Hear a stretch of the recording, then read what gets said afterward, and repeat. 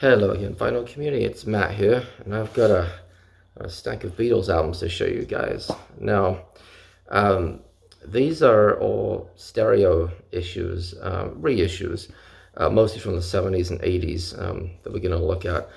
And it really came about because I already have all the Beatles albums on vinyl, but quite a lot of the albums, particularly the early ones, I only have on mono. And don't get me wrong, I love my mono Beatles albums, but I just thought it would be nice to have them in stereo. So I've been keeping an eye on eBay just to try to get some reissues at a decent price. And by reissues, I meant 80s and preferably 70s. 60s would have been even better, but you know, prices go way up there. So most of these are from the 70s, as we'll see. But although this very first one, Please Please Me, this one's actually a very early 80s pressing. Hard to nail it down exactly, somewhere between 1980 and 84. And these are all UK imports, by the way, except for the very last record, but we'll get to that. And they're on the silver and white label right here with the black background.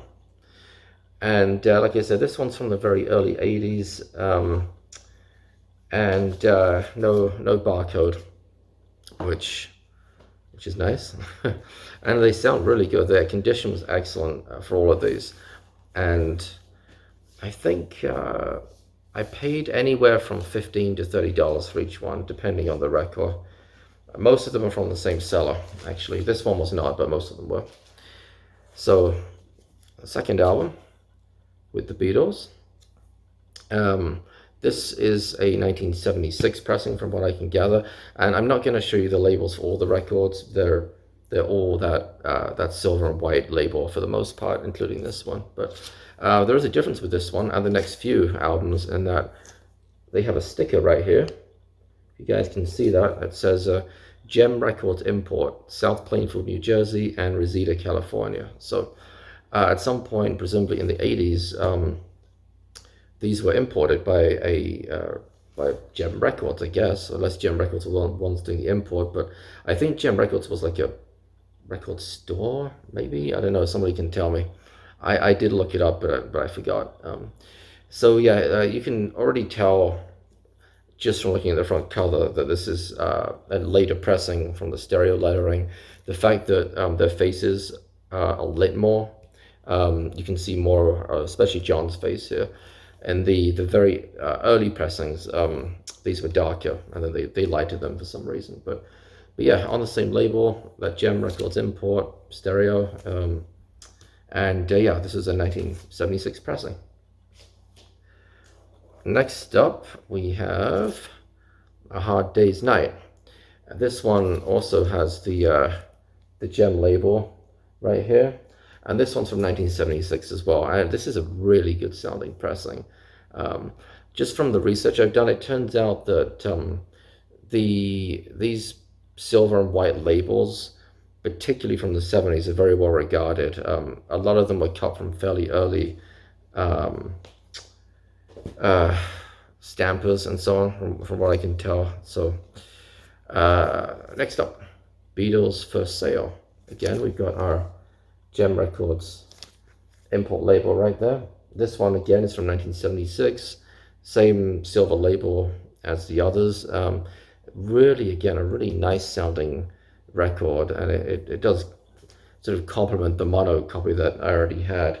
Most of the mono copies that I have are from the 2014 reissues, which apparently are somewhat sought after now and are considerably more expensive than when I bought them several years ago. I wish I'd bought more of them, but you know, what are you gonna do? What I'd really done is I wish I'd bought the box set a few years ago. I mean, now the mono box set goes for like $1,000 or more on eBay. And what was it when it first came out? $350 or something? Maybe it was less than that. I don't know. Somebody can tell me, but yeah, if only I had a crystal ball, right? Next up, we have Help. And stereo again, of course. We also got our Gem import sticker right here, and again the silver label. And this one I had a harder time tracking down the year. The closest I could find, according to the matrices on in the dead wax, was 1970. I have some doubts about that. I think 76 is more likely, simply because all the others from the same seller were from 76. So that would kind of make sense to me. But I couldn't get an exact match with the information in the dead wax for 76. So I don't know, at least according to Discogs, I couldn't. The White Album, also picked this up. Again, we've got a Gem Records import right there. This was actually from a different seller though. I probably paid a bit too much for this. Gonna be honest, I'm not gonna tell you how much I paid for it. It was a lot more than I should have spent. But this one, from what I can tell, is a 1984 pressing, and sounds fantastic. So the good thing, still about, even though it's the 70s pressing would have been better, 60s even better, but even though it's an 80s pressing, it was still analog in 84. They didn't go to digital, I believe, until the 87 reissues. So it's still all analog. It's on the Apple label, and I will show you guys this one just because the label's different. Came with all four of the posters. Now, you may notice something on the label here, and that's this little sticker. Let me see if we can zoom in, if you guys can see that. So you can see it says Last right there. And turns out, because I didn't know what that was till I looked it up, turns out that that's some kind of a coating, or I don't know if it's a spray or exactly what it is, but some kind of a coating that was occasionally put on records to help preserve them. And I guess it's what the US Library of Congress uses for the records that they archive and preserve. So I thought that was kind of cool. And I'll show you guys the inside right here. It's the usual stuff. There we go.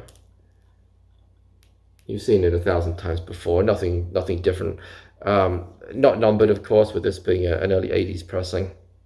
So I didn't expect that to be numbered. But this again, this is a fantastic sounding pressing. This is now, I think this is the third copy I have of the White Album, and I've had a couple of other copies as well, by the way.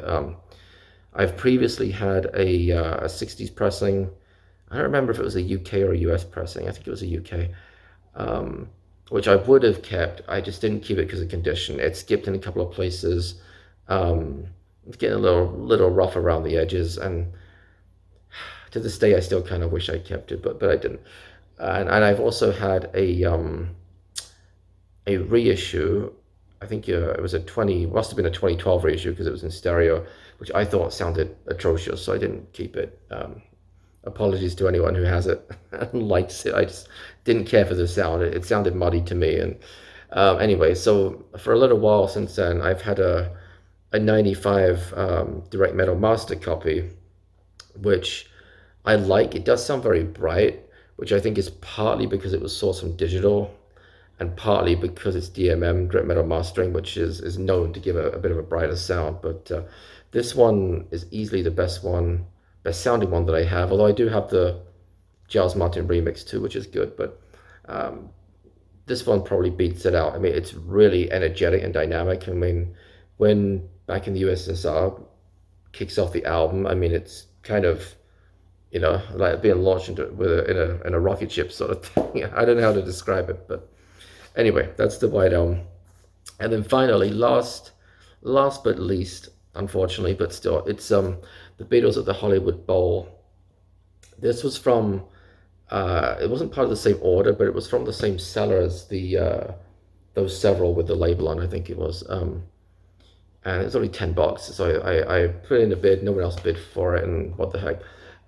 This is a Dutch pressing, and it was still in the shrink, which is why I decided to buy it, and super nice condition. It is a gatefold, which is also interesting because I've had this album before, twice actually, once as a kid, and then I've had it again, and I got rid of it a couple of years ago, and I sort of regret it. I thought I probably should have kept that. The sound quality is terrible, but it's sort of a piece of history, and I did wish that I kept it. But for $10, it's a Dutch pressing, although almost all of the copy on here is in English. There's the label for that side 1, and side 2, and you guys can see maybe all of this is in English. Is In fact, I don't think any of it's in Dutch.